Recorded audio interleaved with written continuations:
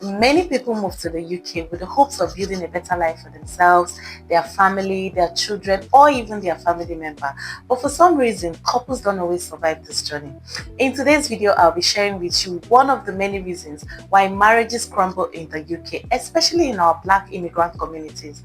My name is Chantel Collins, and you're welcome back to my channel. Now, let's even talk about this whole thing called marriage, right?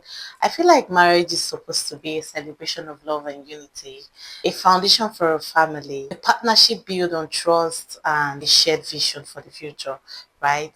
And when all those things are no longer active in the union, it becomes a problem. It causes conflict. Like, you begin to question yourself, like, how did I even get into this in the first place? Like, how was I able to push this far, come this far, and be able to be in this for this long, right? When your mind start playing tricks on you like that, you know, it takes the grace of God, it takes patience, it takes perseverance for you to pull through out of that situation, right? Now, without further ado, let's get into it. There are so many reasons why marriages fail everywhere in the world, not just the UK, everywhere in the world, and one of them being cultural differences, right? We all know that there are some marriages that is a community decision where the parents, the aunties, the uncles, everybody plays a major role in it. Roles are clearly defined, traditions are strongly held, like stuff like that. So let's take, for example, somewhere in Africa. At first, you say to yourself that maybe it's something I could manage. Let me just get into it with a few times, or a few years down the line, he's going to change towards me, right? Sweetheart, don't even take that chances. Like, don't even think about it. All the matters should be you and your partner. I feel like you guys are supposed to like sit down, have a conversation, talk about it, and see what works for you, because everybody has what works for them, right? At the end of the day, it's about you and your partner. It's about what works for you guys, right? So it's something that you have to sit down, come together, and agree on this. Say, this is what and this is how I want, or we want our families to be like, right? Irrespective of whatever cultural differences are. A couple where culture plays a major role in their marriage, right? Where the man is a Muslim and the lady was a Christian, and the man says to her, like, if you cannot convert yourself to, become a Muslim like I am, it's not going to work. Two of us cannot be under the same roof without being, at each other's, constantly being at each other's truth, right? I've seen a couple like that. So when I see these things, I feel like it boils down on the individual you're getting along with, on the person that you're getting along with. I feel like it's a conversation that needs to be held. You need to, like, I feel like you need to sit down with whoever you're trying to tie the knot with, have a conversation with this person and say, oh, this is who I am, this is what I want, this is how I want it to be in the future. Whatever plans that we have for each other, I wouldn't want like your family member is to impose your religion on me, or for you to really impose your religion on me. This is who I am, and this is where I stand with my religion and Christianity, right? And if it's okay with the person and you guys are okay with each other's, beliefs and faith, you go ahead and do it, right? You don't need anybody's approval. You just go ahead and do it. But when you guys don't talk about these things, when you guys don't, because trust me, culture plays a huge important role in all our marriages. Like, it does. Trust me, it does. So when you guys had this conversation, you've come to a conclusion that moving forward, this is how it's going to be. I don't think there should be any cause for alarm. I don't think, even when the pressures are coming from the outside world, I don't think it should be something that you guys will be shaky about, right? It's something that you say to this person, me and my wife will go, we've had this conversation, and this is how we ended it. So that's how it's going to be. All those things are not in place. Trust me, it causes conflict in marriage. And sometimes, if not managed well, it sometimes makes the marriage to fall apart, right? And number two here on my list is financial pressure. We all know that money is one of the biggest reasons why marriages fail everywhere. So you can imagine how hard it can be. In fact, it's even harder here in the UK because you're having to pay all these high bills, like you're having to pay this high rent, expensive childcare, job insecurities, and all of that. And all of these causes, it puts pressure on most families. You're having to see couples constantly arguing about money. Like it is a whole lot. It puts pressure on almost everybody.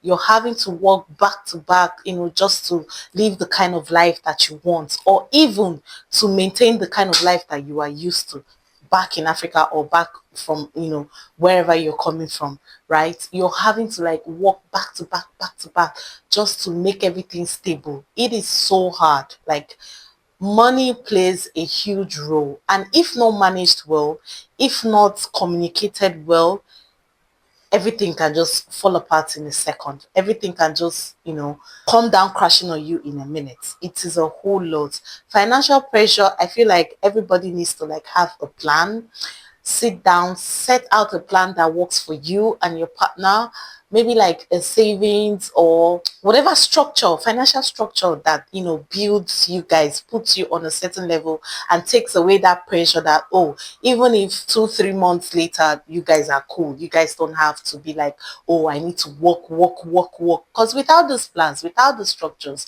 you will just be working for no reason. If you're working, you don't have a plan, you don't have, things that you've mapped out for yourself and said, oh, this is how I want to achieve my goals between now and then, right? You're just working for no reason. And it's not going to save anything. It's not going to do anything between you and your partner. It just keeps fueling up the arguments because money, trust me, is a huge role everywhere in the world, not just in the UK. Now, the UK is even hard. Like we all know, we know that. So you have to like times three everything you do, your thoughts, your plans. You have a plan A, B, and C if possible. Like have a financial plan. I don't know if you get me. Have a financial plan. That way, make savings. There are ISA savings that could work out for you and your partner, that in the future you don't have to be under any pressure, right? Because if all these things are not well communicated, if they are not well planned or not well, understood, it causes try your best, curtail whichever way possible that works for you. Try to curtail those pressures. Even when family members are calling from wherever they're calling from, do what you can. Do what you can. Don't put yourself in so much pressure that at the end of the day, it's coming crashing down on your marriage. It's coming crashing down on your family, right? So yeah, I think that's it. And number 3 on my list here is immigration laws. Oh my God. We know that the UK has not been steady for a while. Like it's every 2 weeks, every 2 market days, there's always this law. There's always this rule. There's always this news that, keeps everybody on their feet, and it gets you thinking like, oh, how am I going to do this? How am I going to survive on this? Immigration laws also plays a huge role in all of this, right? Ranging from spousal visa to sponsorship requirements to, long distance, long waiting decision for couples and all of that, where you're having to, if you're on a pathway for a spousal visa, you're having to meet all these requirements. You're having to have like a certain, requirements that you have to meet up with the home office. All those things, they put a whole lot of pressure and puts families apart, put loved ones apart, right? Let's take for example, you're planning on coming with a spousal visa, and you're supposed to meet some certain kind of requirements, and your partner is far somewhere, wherever in another country, right? And you have to like keep waiting, and every day the rules, maybe you're working on a particular documentations for this partner of yours to come and join you where you are, and all of a sudden the next 2 days the UK, they are changing the laws and, making it harder for you to even know what you're doing, right? That puts a lot of strain on marriages. Yeah, I feel like immigration laws also plays a huge role, like if not even the most important role in all of this. So be strong. You need to be strong. So now the last but not the least here on my list is changing values and lifestyle. Wow. Oftentimes we face a clash of values, where older generations want certain things and younger generations want a different thing entirely. Like, the older ones want to maintain a certain standard of life, while the younger generation, as they call them, the Gen Zs, they want to like have a certain adapt to a certain type of life, right? You come to the UK or any part of the Western world, right?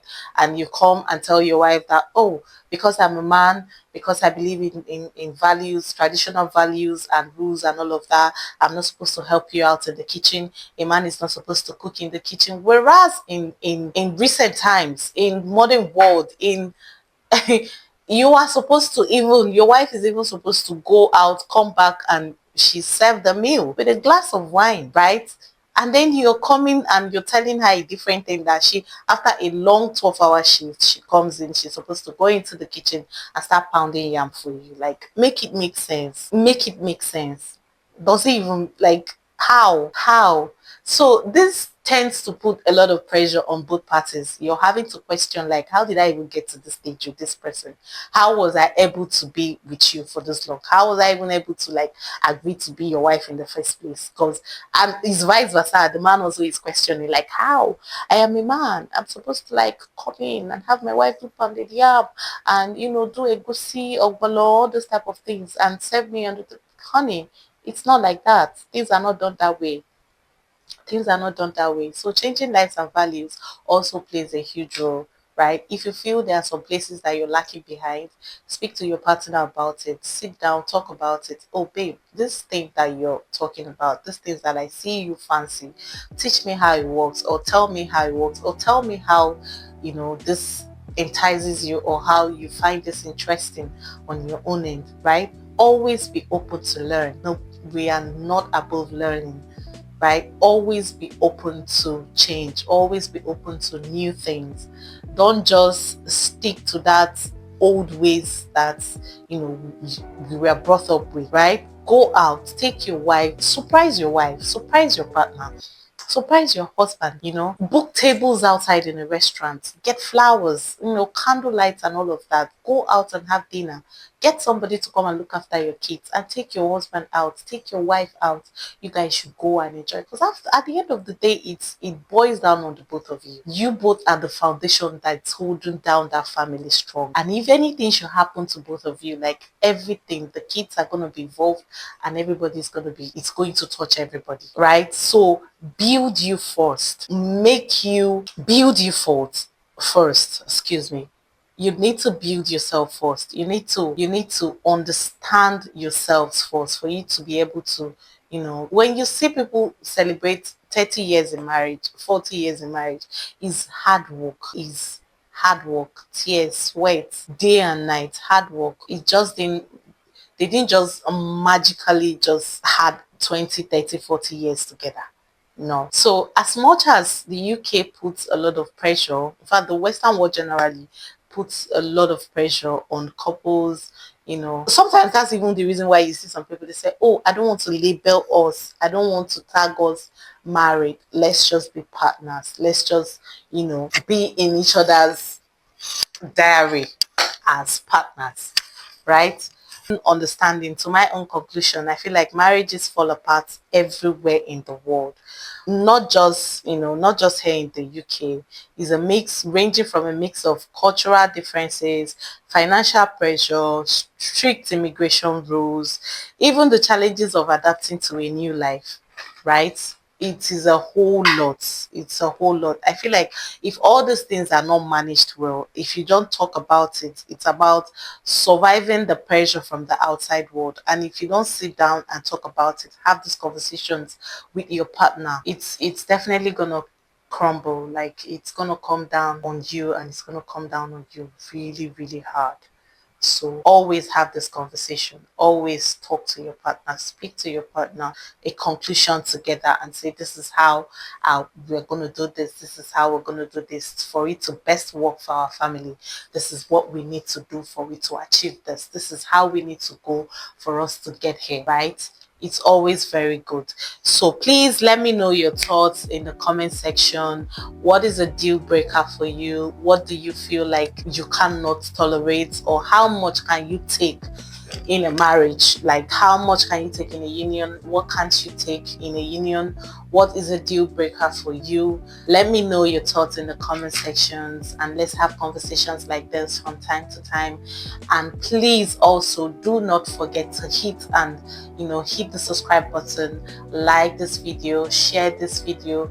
Who knows? You don't know who this video is gonna save. You don't know who is drowning somewhere that needed to hear this. So please, please, please, and please share this video, like this video, and subscribe to my YouTube channel. Don't forget to subscribe to my channel. It's very, very important. And then I will see you in my next video.